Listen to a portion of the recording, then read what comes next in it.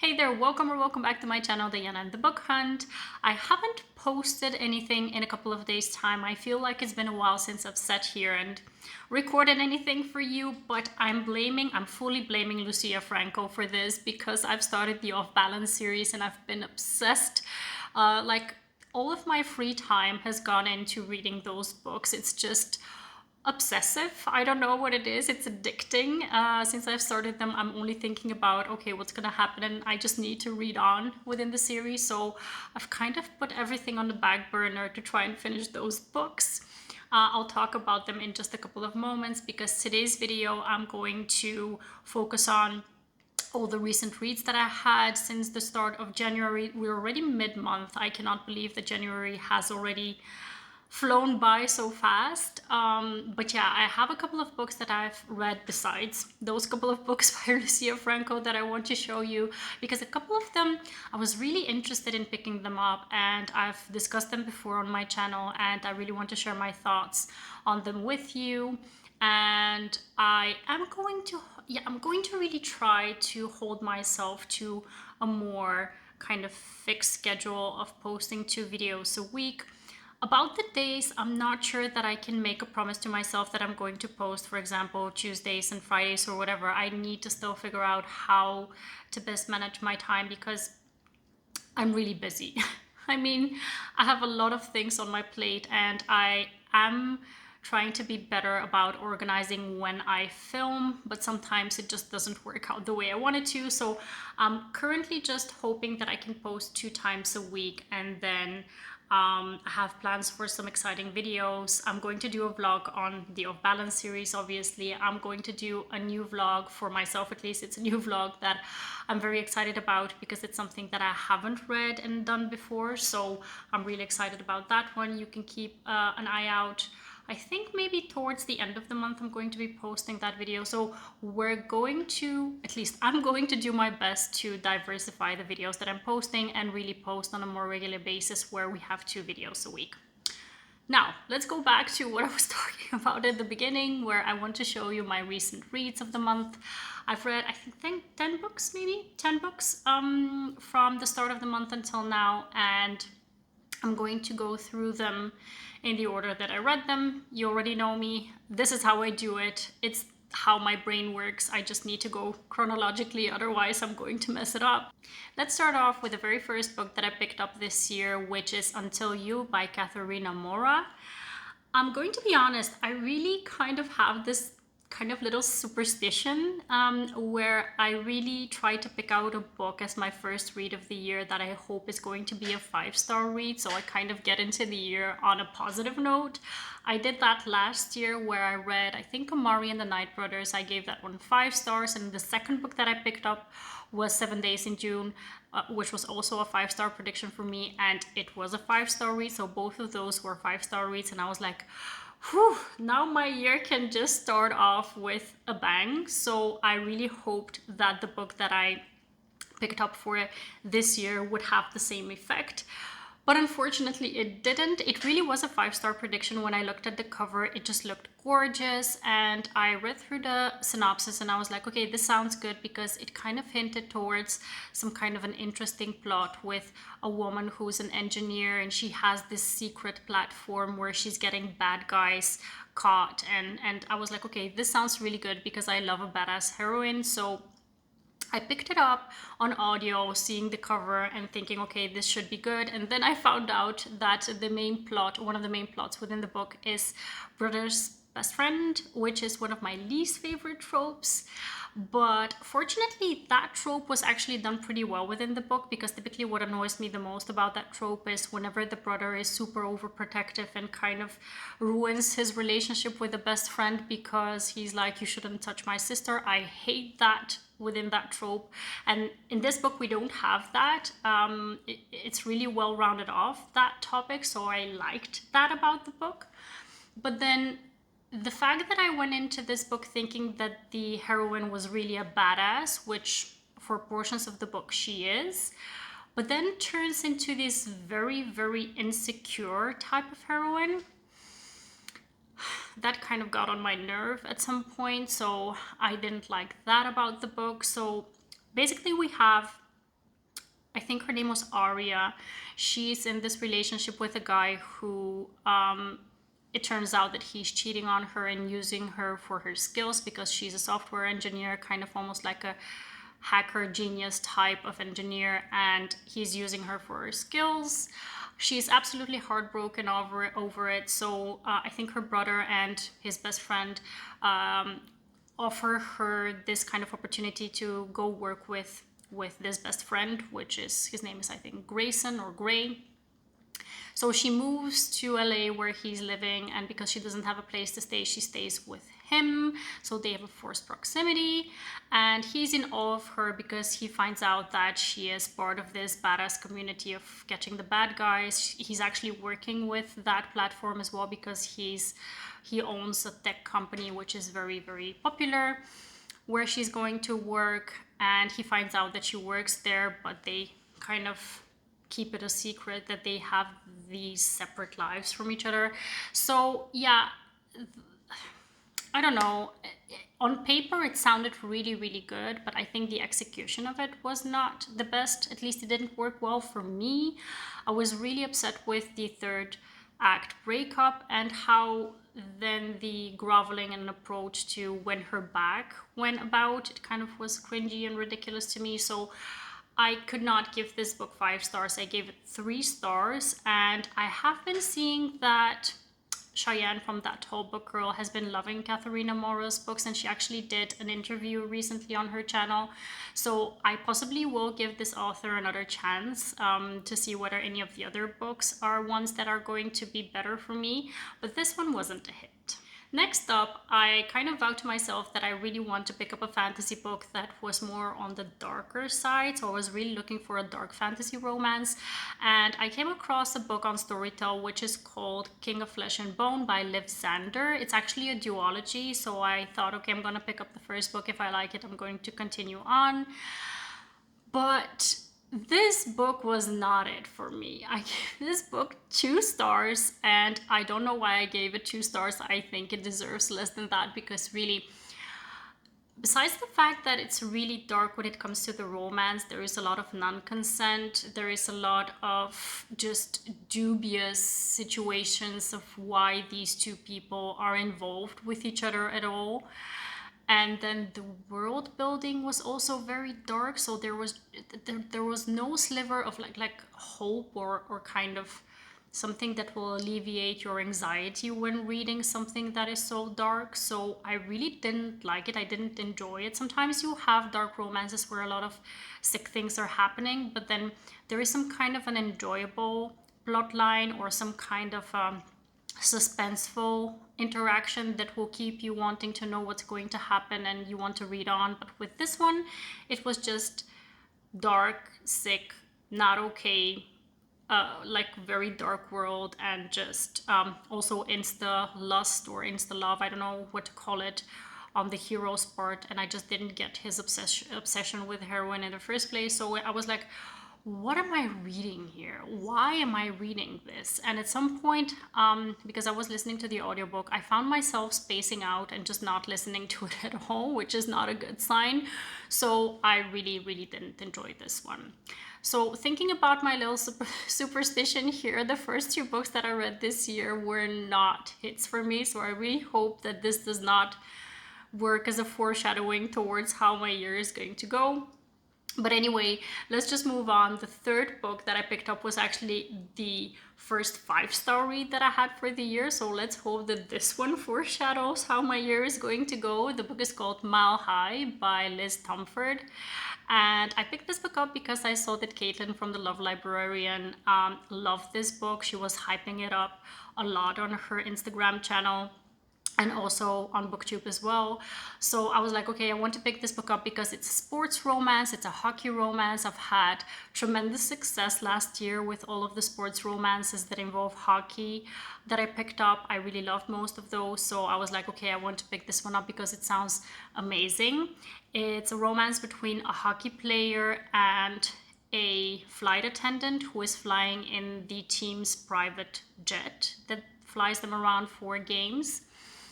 And basically because they need to work together, it's kind of a forbidden romance as well, especially on her part, because her company has specifically said that it's one of the rules that she shouldn't date or do anything with one of the players.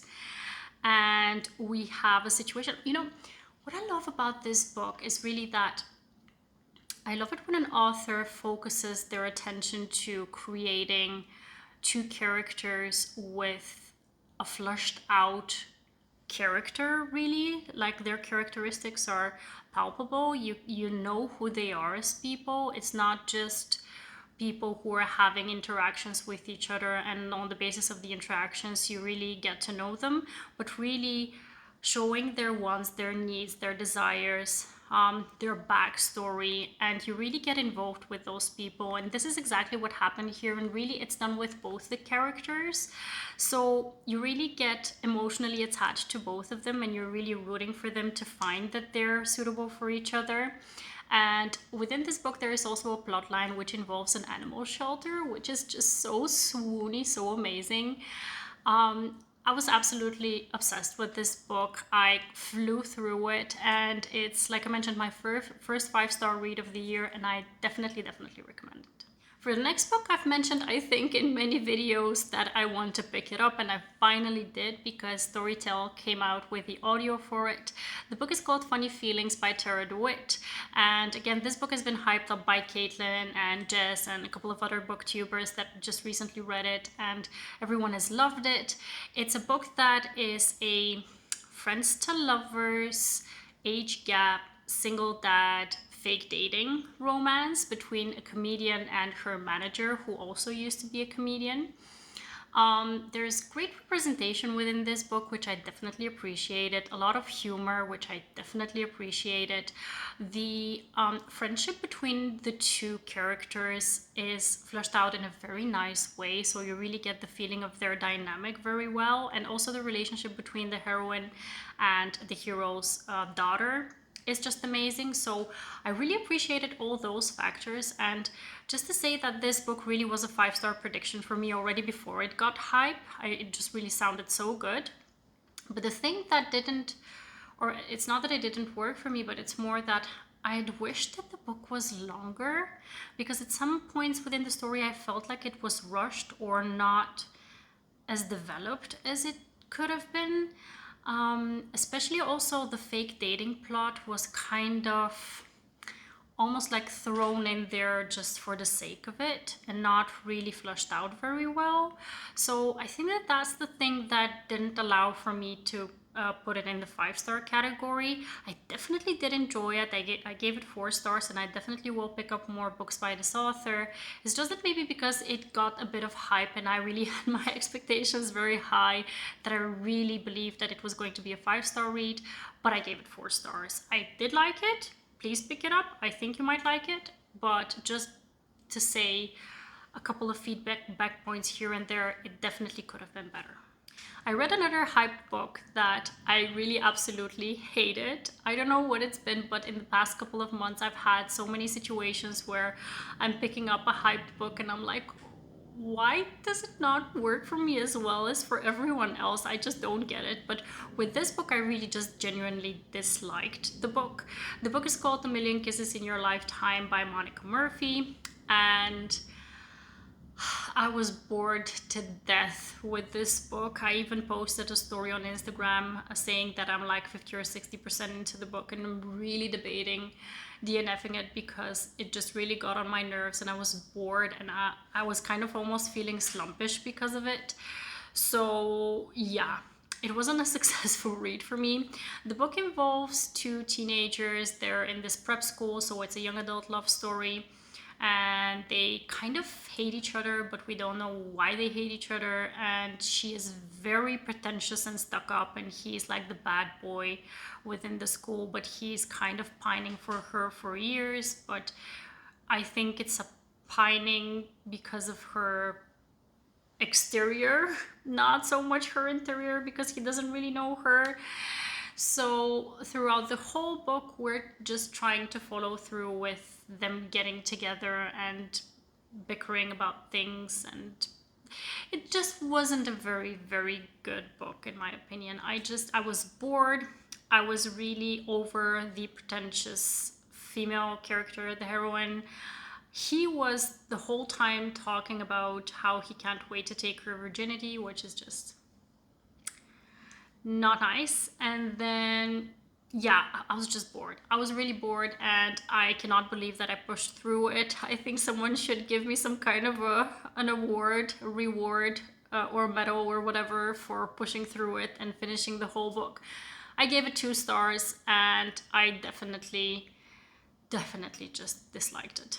Next up, I picked up a story that I really had high hopes for because it has a plot that was genuinely very intriguing for me. When I read the synopsis, I was like, okay, I haven't read anything like this before, so I definitely want to pick it up.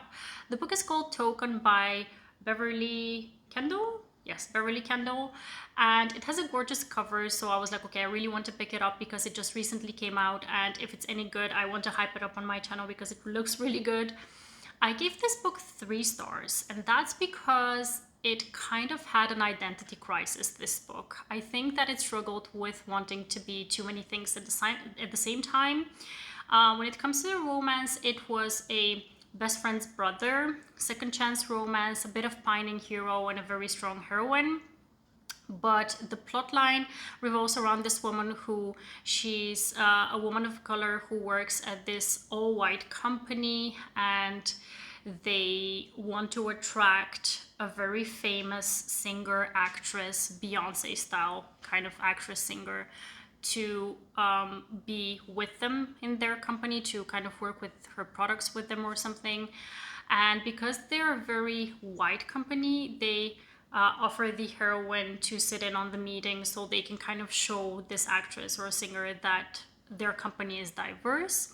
And this is the moment where she kind of had this click moment of, okay, so I think that there's a lot of companies that can definitely use the diversification, where someone needs to help these companies really rearrange their workforce to show different kinds of people within their company. So really have people of color, people of different sexuality, people of different religions as well. So it really is representative of the people in general. And she decides to open up with her best friend this company where they can get hired as consultants to diversify different types of firms. And this is where I was really like, okay, this sounds so good. I mean, this is the type of plot that I haven't come across before, and I'm really intrigued by it. But because I think the author wanted to focus on both plot lines equally, the romance kind of suffered for it. So I don't think I can genuinely call this book a romance. It's more of a woman's fiction, or kind of coming of age. It's not really coming of age because she's in her late 20s, but like really identity crisis, trying to figure out what I want to do with my life type of book. And then also the love story, like the chemistry between the two, I didn't buy it, possibly because it wasn't flushed out as much as the other plot line, and also the fact that she was presented as this heartbreaker and he was kind of pining for her for some time. I don't know, so something just bothered me about the romance, and I couldn't give this one 5 stars. I definitely think that this book had a lot of potential of it being way better, but it just wanted to be too many things at the same time. I think that was the problem with it, at least my thoughts on it are that it was just too many things at the same time. But I really did enjoy it. I have to say it wasn't a bad book per se. Maybe 3 stars is harsh, maybe 3.5 stars is a better portrayal for it. But yeah, if you're intrigued, pick it up and let me know if you liked it or you didn't. I'm really curious to see other people's opinion on it. Next up, I picked up a very short novella that was just so much fun. The book is called Pumpkin Spice and Pour-Overs by Elise. I gave this book 4 stars. It was really short but really sweet. It involves the heroine who is on this train ride to this small town where she's going to interview for a job at a bookshop. She is interviewing to manage the bookshop because the people who are managing it at the moment are retiring. So she's sitting on this train, and the person across from her, they kind of strike up a conversation, and she's gushing about the fact that this is her dream job and she cannot wait to go there and interview for it, and hopefully she has no competition, and they're just having an amazing back and forth, and you really feel the connection between the two. But then when they get off of the train, she finds out that he's actually her competition, because he's also interviewing for the job. So it's very much a rivals to lovers type of situation. And there is the one bed trope within this book, because there is this emergency situation that kind of has them ending up at the same hotel, and there are no rooms, so they need to share a room and one bed. And it was just so cute and so sweet and so swoony. Within a short amount of time, I really got an amazing feeling through it. So I definitely recommend this one if you want to pick up a short story. When it comes to the next 3 books that I read, I'm not going to go into the plot, because I'm going to be releasing a vlog for these books once I finish all of the books. The books are the Off Balance series, part of the Off Balance series by Lucia Franco.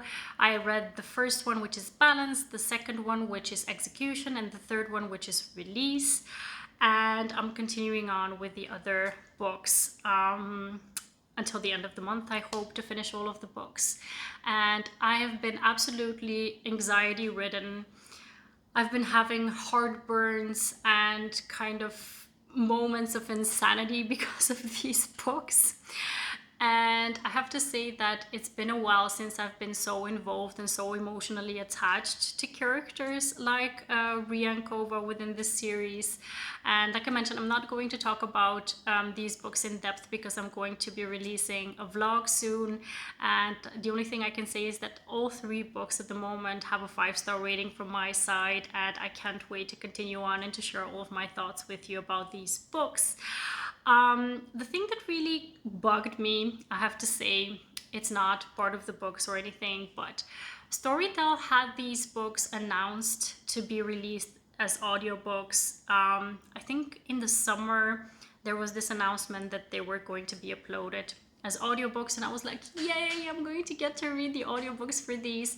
And then they took them off, and I was just so bummed out. So I got the ebooks for them, which makes it a slower process of reading for me, because obviously reading physically just does not go as fast as reading an audiobook. But also I do have to say that maybe it's a positive thing that I'm doing that, because I really get to spend the time to really focus on those books. So maybe it's a positive thing, but I really was bummed out when I found out that I cannot get the audios for them. But anyway, let's hope that maybe they'll release them someday and I can do a reread or something. At the moment, I'm really obsessed with these books, and yeah, I can't wait to show you the vlog and my full thoughts on them. These have been my recent reads of January. I read 10 books, and some of them were more misses than hits for me, but I did have a couple of 5-star reads that I've been absolutely loving and that I'll be recommending on my channel a lot in the future, I believe. And please let me know if you've read any of the books that I just mentioned and what you thought about them. Also, let me know what your favorite reads are until now in January, and I hope to see you very soon in the next one. Please subscribe to my channel if you haven't already, and I hope to see you very soon. Have a wonderful, marvelous day. Happy reading. Take care. Bye-bye.